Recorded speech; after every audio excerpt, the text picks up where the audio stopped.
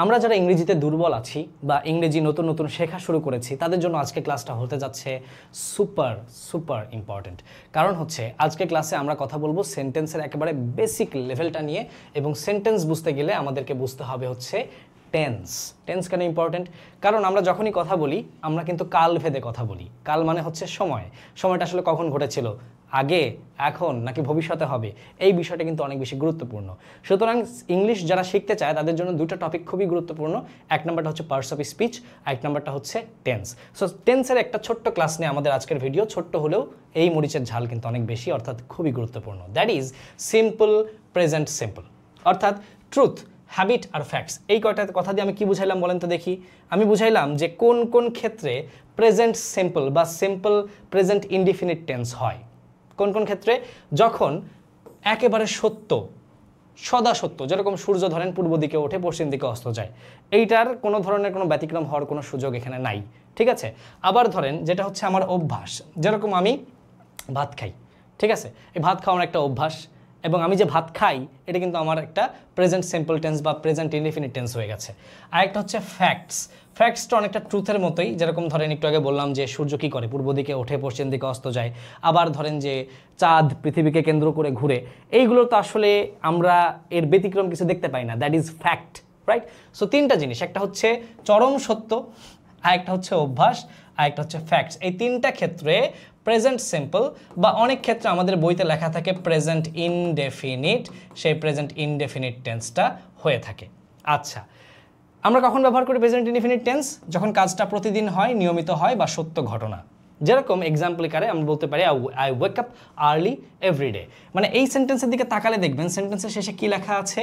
Everyday, মানে হচ্ছে প্রতিটা দিন। তাহলে একটা মানুষ যদি প্রতিটা দিন একটা কাজ করে তাহলে সেটা তার একটা অভ্যাসে পরিণত হয় না? আর অভ্যাস হলে কি হয়? প্রেজেন্ট ইনডেফিনিট টেন্স হয়।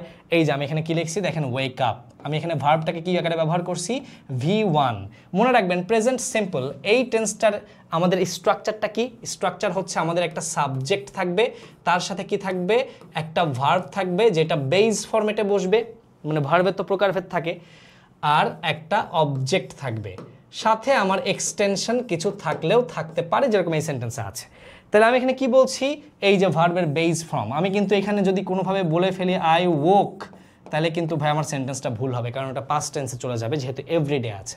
আবার দেখেন ওয়াটার বয়েলস অ্যাট 100 ডিগ্রি সেলসিয়াস। এই যে 100 ডিগ্রি সেলসিয়াসে যে পানি আসলে বয়েল করে, এইটা কিন্তু একটা ফ্যাক্ট এবং সত্য। 99 ডিগ্রি সেলসিয়াসে বয়েল করে না, 101 ডিগ্রি সেলসিয়াসে বয়েল করে না, একেবারে যখন 100 ডিগ্রি সেলসিয়াসে যায় তখন পানি বয়েল করে। তাহলে এটা যেহেতু ফ্যাক্ট, আমার স্ট্রাকচার হবে কি? Subject plus verb plus object. আমি কিন্তু সেটাই করেছি, ওয়াটার বয়েলস, এই দেখেন V1 ইউজ করেছি। আমাকে একটু বলেন তো দেখি, আমি এখানে ওয়েক লিখলাম, ওয়েকস কেন লিখলাম না? আবার এখানে বয়েলস লিখলাম, বয়েল কেন লিখলাম না? আমি একটা জায়গায় এস যুক্ত করছি আর একটা জায়গায় করছি না, কারণটা কি?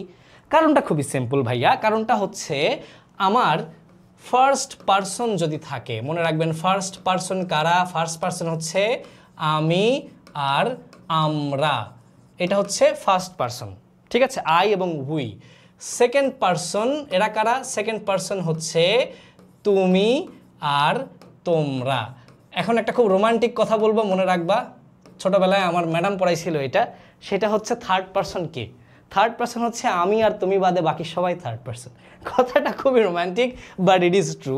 অর্থাৎ থার্ড পারসন হচ্ছে এই যে উপরে দুইটা পারসন আছে, আমি, আমরা, তুমি, তোমরা বাদে বাকি সব কিছু, মানে সে, তারা, এরা সবাই হচ্ছে কি? Third person. মনে রাখবা যে ফার্স্ট পারসন আর সেকেন্ড পারসনের ক্ষেত্রে সব সময় এস ছাড়া ভার্ব বসে। যেরকম এখানে ওয়েক হইছে, আই কি ফার্স্ট পারসন না? আমি ফার্স্ট পারসন, তাহলে এখানে এস ছাড়া ভার্ব বসবে, এস অথবা ইএস ছাড়া ভার্ব বসবে। আর যদি থার্ড পারসন থাকে এবং একই সাথে সিঙ্গুলার নাম্বার হয়, সিঙ্গুলার ভাইয়া কি জিনিস? এখন বলবেন সিঙ্গুলার হচ্ছে এক, যেরকম সে, হি, সিঙ্গুলার। কিন্তু আমি যদি বলি দে, তারা, ওটা কিন্তু থার্ড পারসন কিন্তু প্লুরাল, যেহেতু ওখানে অনেকজন আছে, রাইট? প্লুরাল হইলে আবার এখানে এই এস অথবা ইয়েস ছাড়া বসবে। যখনই থার্ড পারসন সিঙ্গুলার থাকবে, যেরকম এখানে ওয়াটার আছে, ওয়াটার কি থার্ড পারসন সিঙ্গুলার? ওটা তো পারসনই না, বস্তু। তাহলে ওটাকে কি আমি ফার্স্ট পারসন সেকেন্ড পারসনের মধ্যে রাখবো? রাখবো না, ওটা থার্ড পারসনের লাস্ট ক্যাটাগরি। লাস্ট ক্যাটাগরি, একই সাথে আবার বস্তু, একই সাথে আবার সিঙ্গুলার। যেহেতু ওয়াটার, আমি এটাকে গণনা করতে পারি না, রাইট? তাহলে এটাকে আমি কি করব, একটা এস অথবা ইএস লাগায় বয়েলস করে দিব। শেষ।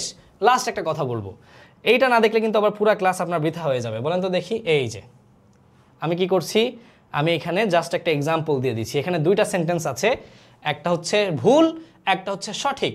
আগে ভুলটা দেখি, হি গো টু স্কুল, এই সেন্টেন্সে ভুল কোথায়? 1 2 3 ভাবা শেষ। ওকে, ভুলটা হচ্ছে আমার সাবজেক্ট কে? হি। হি কে? আমি? নো। তুমি? না। আমি তুমি বাদে বাকি সবাই রোমান্টিক ভাষায় থার্ড পারসন। তাহলে হি হচ্ছে থার্ড পারসন। একই সাথে এই হিটাকে আমি গুনতে পারি নাকি পারি না? পারি। গুনলে কয়জন হয়? একজন। তাহলে হি গো, এটার সাথে আমার ইএস লাগাইতে হবে। সেন্টেন্সটা কি হবে? হি গোজ টু স্কুল। শেষ। তাহলে আজকে ক্লাসটা সামারি করলে কি দাঁড়ায়? সামারি হচ্ছে যে প্রেজেন্ট সিম্পল টেন্স কখন কখন হয়? যখন কোনো কথা চির সত্য হয়, চরম সত্য হয়, যখন কোনো অভ্যাস হয়, এবং যখন কোনো ফ্যাক্ট হয়। এবং এই প্রেজেন্ট সিম্পল টেন্সের ক্ষেত্রে বা প্রেজেন্ট ইনডিফিনিট টেন্সের ক্ষেত্রে ভার্বে সবসময় বেস ফর্ম বা বেসিক ফর্ম বসে। সাবজেক্ট যদি ফার্স্ট পারসন অথবা সেকেন্ড পারসন হয় তাহলে বেসিক ফর্মেই থাকে। আর যদি subject third person singular number হয় তাহলে ভার্বের সাথে এস অথবা ইএস যুক্ত হয়। এখন কোন ভার্বের সাথে এস, কোন ভার্বের সাথে ইএস, এইটা আমি শেখাই দিতে পারবো না, অনলাইনে সার্চ করে দেখে নেন। ভালো থাকবেন, আর এরকম ভিডিও প্রত্যেকদিন 3টা করে পেতে আমাদের পেজটাকে অবশ্যই ফলো দিয়ে রাখবেন। আল্লাহ হাফেজ।